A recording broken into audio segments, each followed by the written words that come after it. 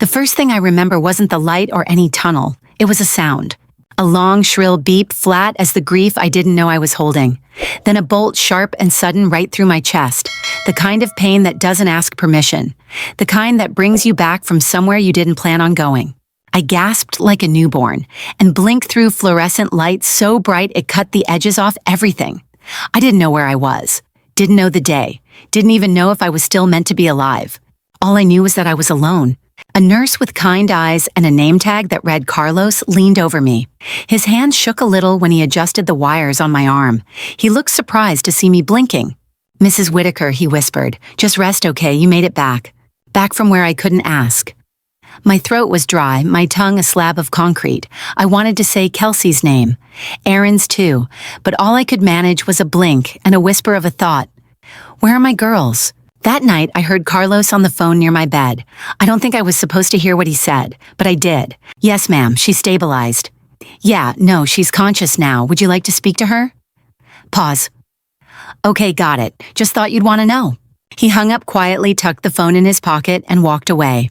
But I heard it, every word, and even more clearly, I heard the absence of their voices, the absence of my daughters. No flowers, no visitors, no calls. For 8 days, I stayed in that ICU room, watched the light change on the ceiling, heard machines beep in time with my heartbeat, reminding me I hadn't gone anywhere yet. But they didn't come. Not once. When I was discharged, Carlos was the only one who offered to wheel me to the van. He looked embarrassed, ashamed even. Maybe because he knew. Maybe because he saw the truth written across my chest like a scar the doctors couldn't stitch. I was alive, but I had been left.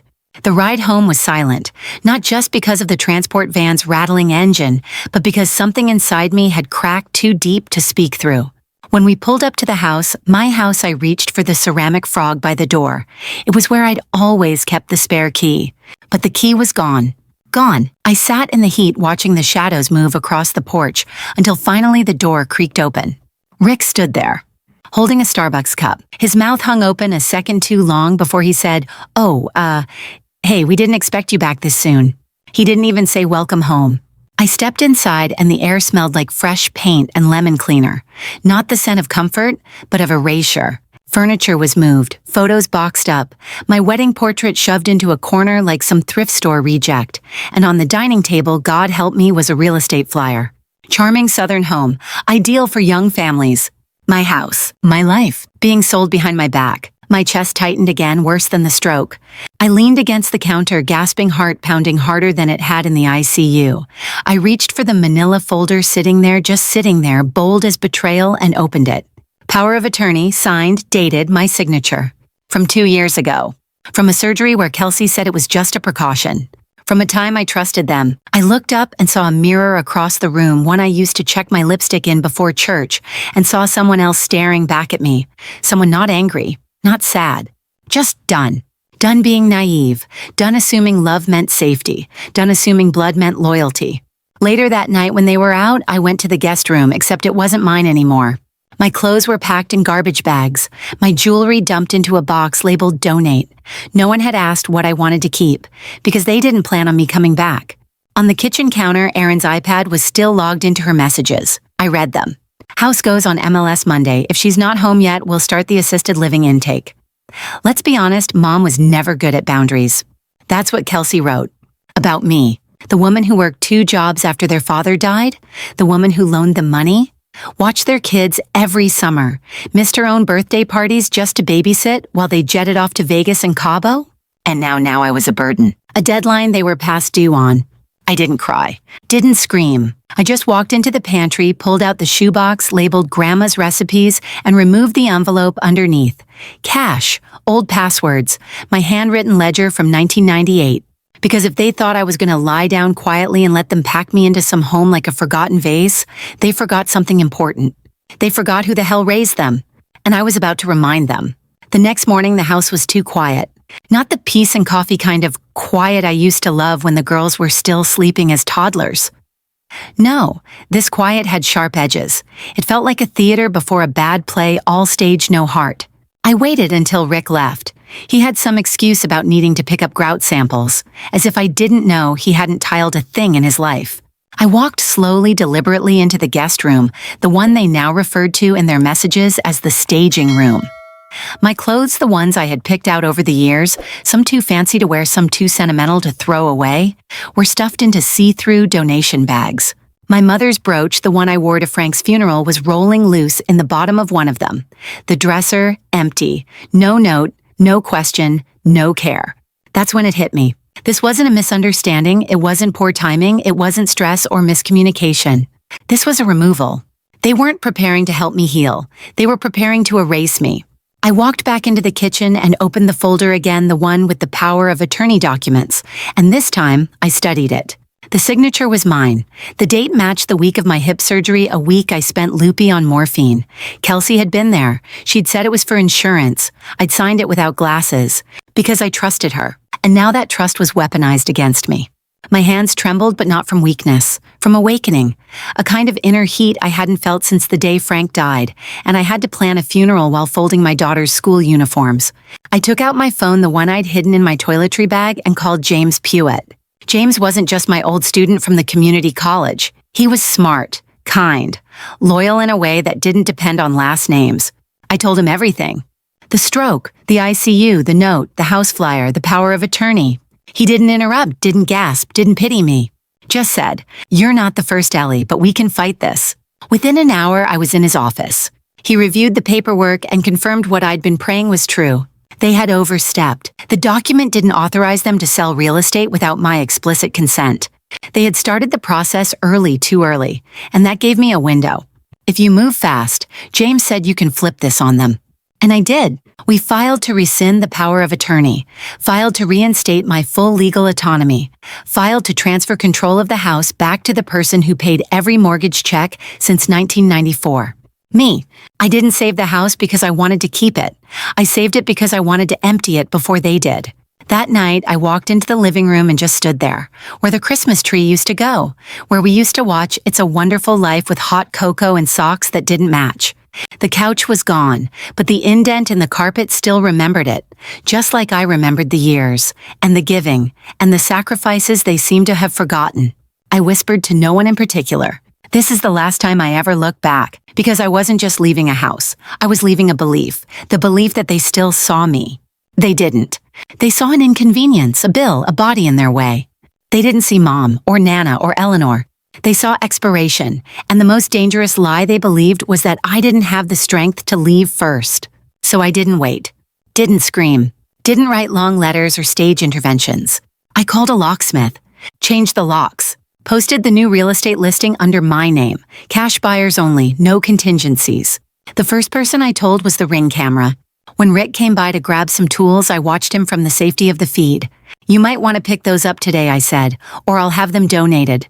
He didn't argue, didn't even knock, just walked in silence like a ghost who just learned the house was no longer haunted. And that ghost was him. I didn't tell James where I was going, didn't tell Carlos, didn't tell a soul. I sold what I didn't need, kept only my late husband's watch, a photo of the girls when they still called me Mommy, and the box of crayon drawings they gave me before they learned how to spell inheritance. The house closed in 11 days, fast, too fast for them to undo it. I walked into the bank, closed every joint account they had access to, and opened new ones under a different name, Nora Wittmann. My grandmother's name, a woman who once walked out of a bad marriage with nothing but a Bible, a sewing kit, and a heart that knew better days were possible. I cashed out some as money orders. The rest went into a lockbox under the passenger seat of my dusty silver Corolla, the one no one ever paid attention to. That was the point. I was done being seen when it was convenient. The night before I left, I sat in the empty living room on a plastic chair, ate a peanut butter sandwich on a paper plate, and wrote 2 letters. One for Kelsey, one for Aaron. They weren't apologies, weren't rage-filled rants either. They were something else, clarity. "You taught me who you really are. Thank you for the education."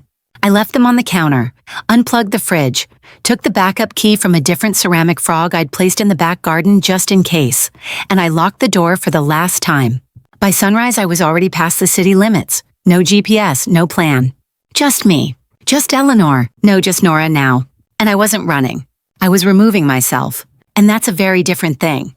By the time I crossed the state line, I had burned through half a tank of gas, a paper cup of diner coffee that tasted like burnt toast, and whatever grief I hadn't already left, sitting on my old front porch. I didn't look back, because looking back is how they win. Looking back is how you stall. I followed road signs more than direction, stopped only when my hands started shaking too much to grip the wheel. That's how I found Elkport, a town so small it didn't even blink when I arrived, a place where the streets curved softly and the buildings all leaned in like they were sharing secrets. There was a billboard near the main stoplight. Welcome to Elkport, home of Maine's friendliest library. I don't know why that got me. Maybe it was the word home. Maybe it was the idea that somewhere was still friendly. I pulled into a little motor inn on the edge of town, the kind with peeling paint and flower boxes full of fake daisies. I paid cash for a week up front. The woman at the desk didn't ask for ID, just handed me a brass key and said, "Heat's tricky. Don't trust the knob. Just bang it once if it gets stuck." And just like that, I became someone new. Nora Whitman, retired librarian, widowed, no children, just passing through and maybe settling if the air agreed with me. No one questioned it, and that strangely made me want to cry, because in Charleston, I'd been surrounded by people who knew me and treated me like I was disposable. Here I was, a stranger, and I'd never felt safer. I found a trailer behind a bait shop, fully furnished. $580 a month, no lease required. Just cash. The owner, a man named Jim, asked only one question. "You smoke?" No. He nodded like that was the only sin he couldn't tolerate. The trailer had green curtains and a wobbly table and a view of the marsh that glowed amber at sunset. It wasn't much, but it was mine. I bought groceries from a local market where the cashier called everyone hon. I signed up for a library card under my new name, and I started volunteering. Just shelving books. Twice a week, no talking required, just the quiet comfort of titles and order. That's where I met Lily. 27, waitress, single mother to a little girl named Emma who clung to her hip like she was the only raft in a choppy sea. The first time Emma saw me, she asked if I was a real grandma, and before I could answer, she hugged my waist like she'd already decided. After 2 weeks, she started calling me Nana Nora. I didn't correct her, because when someone calls you grandma with love in their voice, you don't interrupt. You cherish it. I told Lily I used to be a teacher. It wasn't a lie, not really. I taught a lot in my life, mostly by surviving. I started helping Emma read, her little voice stumbling through words like elephant and tomorrow made the air feel sweeter. The days began to pass more gently. I bought a small notebook and tucked it under my pillow. Every night I wrote down the lies I'd told just in case I ever got confused. No kids. Husband died in Noe. Moved from Virginia. Don't drink. Don't smoke. Don't ask about Charleston. It became a ritual, a way to remember who I was supposed to be. But the real truth is that I was both women. Eleanor Whitaker and Nora Whitman. One a mother who was abandoned, one a woman who refused to be found. At night I sometimes woke up gasping. Not from nightmares, not even from grief, but from fear that someone would knock on the trailer door and say my real name out loud. That the life I'd finally started to live would crumble with 2 syllables. So I stayed quiet, kept my routine simple. The marsh, the books, Emma's laugh, and Lily's gratitude, which came not in words, but in warm leftovers and silent glances that said, "I see you, I don't need your story to love you." It was a kind of peace I hadn't known existed. A life with no expectations, no pressure, no performance. Just the dignity of small things. Until, of course, the past found me. Because it always does. But for a while, just a little while, I believed I'd made it out clean. I believed I could be reborn. Not into a younger version of myself, but into an older one, wiser, quieter, and finally in control. Emma's 7th birthday was simple, not grand, not Pinterest-worthy, but beautiful in the way that only real things can be. Lily rented out the VFW hall across from the diner for the afternoon. Streamers hung crooked. Pizza boxes lined the folding table. The floor was sticky, and the balloon arch leaned like it had something to confess. But none of that mattered. Because when Emma walked in wearing a cardboard crown and saw the people who showed up just for her, her face lit up like morning. She grabbed my hand before opening her gifts and said, "Sit next to me, Nana." I sat on her left, held her juice box while she tore open wrapping paper, helped her read a few cards from classmates she liked but didn't quite understand yet. One of the moms, a bubbly blonde with perfect lashes and an iPhone that never left her hand, filmed a short clip. Just a 30-second video of Emma giggling as she unwrapped a stuffed fox. I was in the frame the entire time. Smiling, holding tape, helping Emma read a card. I didn't think twice about it, didn't even notice. It was just another moment in a quiet new life. 3 days later, while shelving books at the library, I saw Lily come through the doors like someone had lit a fire under her. Her hands were shaking, phone clenched in her fingers like it was radioactive. "Nora," she said, "you need to see this." The mommy blogger had uploaded the video. The caption was harmless at first, "Sweetest moment from Emma's birthday." But someone with too much time and an eye for drama cross-referenced the clip with screenshots from the old news stories out of Charleston. A TikTok user reposted the footage, captioned it, "Found her. Grandma Ghost is alive and well in Maine. New name, new life, new family. We love her even more now." The video went viral overnight. People flooded the comments. Some were cheering, "Icon. She left her toxic family and built a better one. We stan. This woman is a legend. Grandma Ghost is goals." Others were less kind. How could she abandon her real family? She faked her stroke for clout. Selfish. Elder revenge fantasy gone too far. And worst of all, the video was tagged with our town's name. Elkport, population don't bother counting. I sat on the floor behind the library return desk, my breath shallow. That same tightness from the ICU creeping up the back of my neck. I wasn't grieving. I wasn't angry. I was exposed. I'd spent months building a life so quiet it barely had edges. And now I was being yanked back into a world that only wanted a story, not a soul. Lily kneeled beside me and asked softly, "What's going on?" And for the first time in months, I told the truth. All of it. My name's not Nora, it's Eleanor Whitaker. And I didn't run away from a family. I escaped one. She didn't flinch, didn't judge, just nodded. "Okay," she said, "so what do we do now?" That night I didn't sleep. I sat by the trailer window with the light off, watching shadows move across the marsh. The comments kept coming, conspiracy threads, side-by-side photo comparisons. One post even said I was faking a new identity to steal from the library fund. Someone called for Dr. Phil. Another tagged a podcast about true elder scandals. It was absurd, but it was also real. By morning, the video had over 1 million views, and I knew what that meant. It meant someone would come. Someone always comes. I packed 2 duffel bags, printed out a map of Canada, cleared my browser history, shut off the Wi-Fi. And just when I thought maybe I could stay ahead of the storm, I saw it. A silver Toyota with South Carolina plates, creeping past the library parking lot. Slow, deliberate, familiar. My heart dropped. It was Erin. I knew it from the way she parked too neatly, like she was still trying to earn a gold star. She got out of the car holding a coffee cup. Her cardigan was wrinkled, eyes puffy, shoulders curved like she hadn't slept in weeks. She stood outside the entrance, didn't walk in, just stood, waiting. I watched from behind the stacks for 5 full minutes. Then I stepped outside. She didn't speak right away, just stared at me like she was trying to convince herself I was real. Then her voice cracked as she said, "Mom, please don't walk away." The word mom, it hit something I hadn't felt in a long time. A reflex, a muscle memory of comfort. But I didn't move. She stepped closer. "You're not a ghost. You're not done. You can come home." I looked her straight in the eyes and replied, "I already did the funeral. You just weren't there." She flinched. Not from the volume, but from the truth. And I didn't say another word. Because some things are better left as echoes. Erin stood there still clutching that lukewarm coffee cup like it could anchor her to the ground. Her eyes brimmed, but no tears fell. I waited for the excuses, the gaslighting, the pretty rewrites of the ugliest truth. But for once she surprised me. We didn't know she whispered. We thought we were helping. I laughed loud, sharp, a sound I didn't recognize in my own throat. "You left me in a hospital?" I said. "You didn't visit, didn't call. And when I didn't die, you tried to pack me into a home and list my life on the open market." My voice didn't shake, not anymore, because I wasn't angry. I was clear, crystal clear. She blinked that same way she did as a little girl when she got caught sneaking cookies before dinner. Like maybe if she looked confused enough, the truth would change. But it didn't.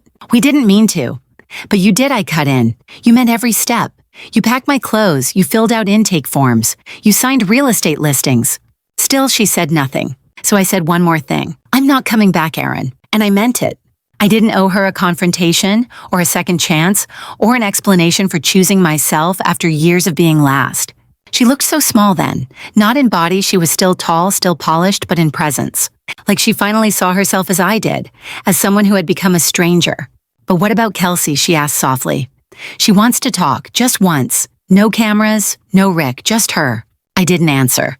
Not right away. I turned and walked away, not fast, not angry. Just done. A walk that said, "This isn't a performance, this is closure." 3 days later, I found a plain manila envelope wedged through the library's return slot. No postage, no sender, just Nora written on the front in a familiar hand. I recognized Erin's handwriting in an instant, round letters, a slight rightward slant like always leaning into an apology. But when I opened the envelope, it wasn't her letter. It was mine. The letter I wrote in the ICU, written on the back of a patient intake form, my hand shaky, the words slanted and desperate. I had begged Carlos to give it to someone, anyone. I thought maybe he slipped it in with my belongings when no one showed. And now, here it was, returned to me, like a message in a bottle that finally washed back ashore. The words hit harder now than they did when I wrote them. If I don't wake up, just know I forgave you already. But if I do, please come. I'm scared. I read it once, then again, and I folded it gently, not out of sentimentality, but respect. It was a relic of a woman I no longer was. I slid it into the back of the same notebook where I kept every lie of my new life, right next to a page labeled "No Contact, Chapriouche Peace." Later that night, I checked the library's email and saw a new message. From Kelsey. Short, direct. "I'd like to come. Just once. No Rick, no cameras, just me." I stared at the screen for a long time. So much silence between us, and now she wanted an audience of one. I didn't know what I wanted from her. Maybe closure.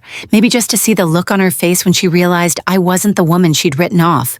So I typed, "One visit, that's it. Bring the letter with you." That night, Lily came home to find me sitting quietly on the porch. I told her Kelsey was coming. She nodded. "You want me here?" she asked. I shook my head. "No, this one's mine to finish." Kelsey arrived on a gray Saturday morning, dressed like she was headed to a church brunch, pressed blouse, pearl earrings, and heels far too high for gravel. She clutched a canvas tote bag like a shield, walked slowly, carefully, like the ground might break if she stepped too hard. We met at the cemetery on the edge of town, neutral ground. I was already seated on a bench next to Frank's headstone. It was quiet there, clean, no place to lie when you're surrounded by reminders of permanence. Kelsey didn't say hello. She handed me the envelope and sat 2 feet away, leaving space between us like I might bite. I opened the envelope. Inside was the ICU letter, my original one, but now it was covered in blue ink. Margin notes, small replies, little scrawled confessions like, "I didn't know it was that serious. I thought Erin would go. I was scared, Mom." She kept her eyes down, whispered, "I didn't know how to deal with watching you get weak." The silence that followed felt biblical. I let it sit, let it sting, then said, "I didn't need you to be strong. I needed you to show up." She nodded, tears welling now. "You think I don't hate myself. You think I sleep." I turned to her and said calmly, "I think you sleep better than I did in that hospital bed, wondering why my daughters couldn't be bothered to hold my hand." That's when she broke. Really broke. Not performative crying, not crocodile sniffles, but shoulders shaking, sleeve wiping, red-eyed crying. We were selfish, she admitted. We thought we had time. I looked at Frank's grave and murmured. So did he. She didn't ask for forgiveness, and I didn't offer it. Instead, I said, "You and Erin are grown women. You made a decision. You don't get to spin that now just because people saw what it looked like." Kelsey wiped her face. "Can I visit again?" "No." "Can I send letters?" "You can send them to Lily's P.O. box. I won't promise I'll read them." When we stood, she reached for a hug. I stepped back, not cruelly, just firmly. "That part of me I said you already buried. This time, I choose the funeral." The next morning, the fog rolled in thick. The kind that makes the marsh look like a watercolor painting, edges all soft and bleeding into the sky. I sat at the little kitchen table in my trailer, the one with mismatched legs and a faint coffee ring I never bothered to scrub. The envelope from Kelsey lay beside my tea. It didn't hum, didn't threaten, didn't demand. It just sat, and for once so did I. No fight left in me, no fear either. Just stillness. I took out my notebook, the one filled with fake details and emergency passwords, and opened it to a fresh page. At the top I wrote, "To myself," then paused. Not because I didn't know what to say, but because I knew exactly, and that was new. For most of my life, I'd written letters to others. Apologies, instructions, birthday cards, even the ICU note that was for them. But this was just for me. I began. "You did it. Simple, true, undeniable. You got out. You didn't let them decide your ending. You didn't let their silence become your sentence. You let go of a house that became a mausoleum, of a name that became a leash, of a family that thought love was leverage." Then I flipped the page and wrote down what I had gained. Quiet mornings where the only sound is your own breath, books that don't argue back, a child's laugh that comes without strings, a woman named Lily who sees you for what you bring, not what you've lost. I folded the letter carefully, slid it into a small envelope, wrote across the front in my neatest script, Nora Wittmann Keep. Then I tucked it into the shoebox beneath my bed, right next to Emma's drawings, and the only photo I kept of Kelsey and Aaron taken long before they understood what power of attorney meant. That afternoon, Lily asked if I could help her trim the hedges. Her clippers were dull, the sun was hot, and the air smelled like cut grass and something sweet. Emma came running with a chipped seashell, yelling, "Nana, look what I found." I took it from her like it was made of glass, held it up to the light. "Perfect," I said. "Let's go build something with it." We sat in the dirt for an hour, stacking shells and laughing like none of us had ever cried. And maybe that was the whole point, not to pretend the pain didn't happen, but to build something new with what was left. Because healing, I've learned, doesn't always look like closure. Sometimes it looks like Play-Doh in tiny hands, or grocery store cupcakes, or someone calling you Nana even when they don't know what you've lost. I didn't check the news, didn't open the mailbox, didn't Google myself. The world could spin its stories. That wasn't mine to carry anymore. In this little town on this little porch, with my little circle of peace, I wasn't Eleanor Whitaker, the forgotten mother. I wasn't Grandma Ghost, the viral sensation. I was Nora. Just Nora, and this time I decide who gets to call me anything else. While I was learning how to find peace in a chipped seashell, the world I left behind was unraveling, and I wasn't there to cushion it. Not this time. Back in Charleston, my daughters had expected to come home to a house prepped and primed for their version of closure. They planned to step off the plane swing by for logistics and finalize the sale of the house like it was a weekend chore. But what they found instead was a locked front door, a missing for sale sign, and a mailbox stuffed with final notices and bank closure confirmations. I can only imagine their faces. I didn't need to because I saw them later on screen. But in that moment, I imagine Kelsey's voice getting sharp, trying to call me and getting voicemail. I imagine Aaron texting, "Hey, we're back. Can we swing by tomorrow to go over the paperwork?" And the silence that followed. When that didn't work, they tried James. He never responded to Kelsey's email, didn't take Rick's calls. When Aaron showed up at his office, he didn't buzz her in, because he didn't have to. He wasn't their lawyer anymore, he was mine. It must have felt like the earth cracked open, because they had no idea just how fast I'd moved, how much I'd already undone. That same night, Rick, ever the coward, crept around the back window hoping to peek inside. The house was empty.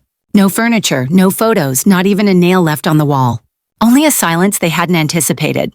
Then came the panic. The police report, filed by Kelsey under missing person, claimed I was confused, vulnerable, maybe emotionally unstable. But the officer who took the report wasn't buying it, especially not after Rick, in all his genius, casually mentioned that I'd been in the ICU and that they'd gone to Maui.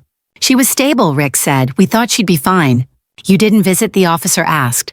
"We had the trip planned." That's when the story leaked. First through Mrs. Jenkins, my neighbor who never liked Kelsey's attitude and had an internet connection faster than her filter. Then through a local Facebook group. Someone posted a photo of the house flyer and matched it with the hospital discharge date from public records. The caption was simple. This woman was fighting for her life in the ICU while her kids were vacationing and listing her house. It exploded. People didn't just comment. They investigated. Screenshots of the listing, comparisons to hospital timelines, a deep dive into Rick's bankrupt business history, and speculation about whether this was elder abuse or something even colder. The headlines came next. Charleston woman disappears after family vacation scandal. Mother goes ghost after betrayal in the ICU. One news segment aired footage of Aaron crying, saying, "We didn't expect her to leave. We thought she was okay." But viewers weren't buying it. The comments were merciless. "You thought she was okay? You never visited. Y'all listed her house and went to Maui. How's that power of attorney working now?" The clip made its way to TikTok. Someone set it to a remix of ukulele music and footage of beachgoers in Hawaii. Caption vacation vultures. They tagged Dr. Phil, elder abuse hotlines, even Netflix docuseries accounts. Suddenly my daughters were internet villains. And I was a legend. A ghost story with teeth. But I didn't feel powerful. I didn't feel vengeful. I just felt safe. For the first time in my life, I didn't owe anyone a single explanation. Didn't have to comfort anyone. Didn't have to smile through betrayal. I could just be. Back in Elkport, I watched it all unfold on Lily's laptop when she wasn't home. Saw comments like, "She's my hero. This gives me hope. Grandma Ghost, if you're out there, we love you." I closed the screen, because even praise can be another form of attention, and I wasn't seeking applause. I was seeking quiet. It had been almost 2 months since I'd left Charleston, and for the first time the days had a rhythm that didn't include dread. Mornings at the library, afternoons with Emma, evenings spent sipping tea on a porch that didn't remember anything I didn't want to recall. I started breathing easier, stopped checking the locks 3 times before bed, stopped glancing at out-of-state plates with suspicion. I began to believe the world had moved on, that maybe the firestorm had burned out, that maybe I could stay. And then the video from Emma's party hit the algorithm, and everything changed again. The morning after the video went viral, the library felt different. Not louder, it was never loud, but watched. I'd spent months there tucked behind non-fiction filing Dewey Decimal codes like they were sacred anonymous prayers. But that morning, every creak of a floorboard felt like a warning. Every glance from a patron lingered just a second too long. By lunchtime, the whispers had started. Isn't that her? You think she really changed her name? She doesn't look like a runaway? Lily tried to shield me from it, God bless her, offering to take my shifts, suggesting I stay home. But I wasn't afraid of their curiosity. I was afraid of what came next. Because when the internet finds you, people aren't far behind. I turned off my phone, unplugged the Wi-Fi router in the trailer, and folded my emergency list, the one with names, passwords, escape routes, into my coat pocket. If I had to disappear again, I would. But I was tired. And I was older. And I didn't want to keep burning my life down just to stay warm.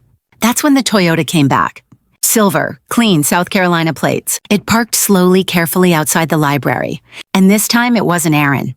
It was Kelsey. I recognized her before she even stepped out, that same purposeful stride, that same too perfect blouse. Hair pinned back like she was about to deliver a TED Talk. She walked toward the entrance carrying a small envelope and something heavier, maybe shame, maybe hope, maybe both. I didn't wait for her to come in. I stepped out from behind the stacks, heart thudding like it had in the ICU, and walked toward the front desk. The moment she saw me, she froze, like she hadn't really believed I existed until that second. Her lips parted. Mom. I held up my hand. We're not doing this here. I led her outside around the corner to the side garden behind the library. It was quiet, just the breeze and the clink of a wind chime someone had hung from a nearby window. We stood facing each other for a long time. Her eyes darted over my face like she was taking inventory, counting the wrinkles, the lines she didn't remember, the strength she'd once ignored. She reached into her bag and handed me the envelope. It was my ICU letter again, but this time it wasn't alone. Inside there were notes in her handwriting.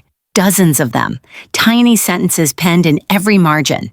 Responses to every line I'd written. I was scared too. I didn't think you'd want to see me. I thought love meant keeping the hard things away. I was wrong. I read each one in silence, and when I finished, I folded it all back together. Not because I forgave her, but because I wanted it to be whole when I put it away. She swallowed hard and said, I didn't come to beg, I came to listen.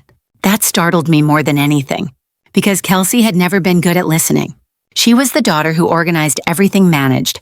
Everyone decided what grief was appropriate and when it should end. But now, she was standing in front of me with empty hands. No excuses, no polished apology, just trembling silence. You let me rot in a hospital bed, I said, and then tried to bury what was left. She didn't deny it, didn't interrupt, just nodded. I thought, if we didn't talk about it, it wouldn't be real. It was real, Kelsey. The silence was real, the boxes, the flyer, the way you cleared out my life like I was clutter. I didn't know how to handle losing you. You didn't lose me, you abandoned me. She flinched, and that's when her tears came. But I didn't rush to comfort her, didn't reach for her hands or say it's okay. Because it wasn't. She wiped her eyes and said, I don't expect you to forgive me, I wanted you to know that I see it now. I let the wind answer her first, then said, that's not a gift. That's the bare minimum. We sat down on the wooden bench in the garden. She looked around trying to ground herself. It's peaceful here. That's why I came. She asked if I was happy. I thought about it. About Emma, about Lily, about the way the sun hit the marsh at 6 p.m.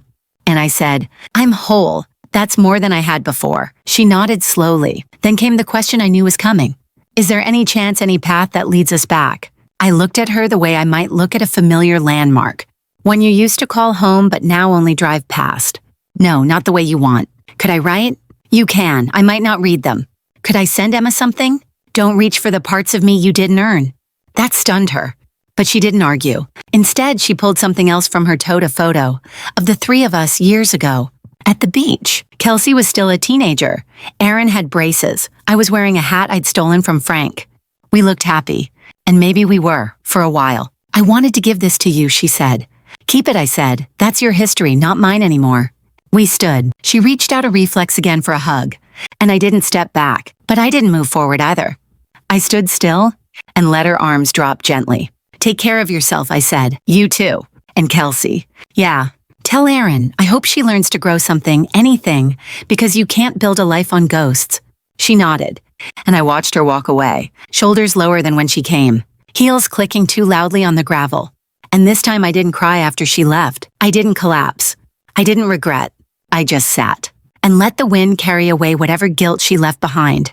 After Kelsey left, the sky stayed gray for the rest of the day. But it didn't feel heavy. It felt quiet, like even the weather understood it was time to rest. I didn't tell Lily about the visit right away. I just came home, took off my shoes, and made myself a cup of mint tea.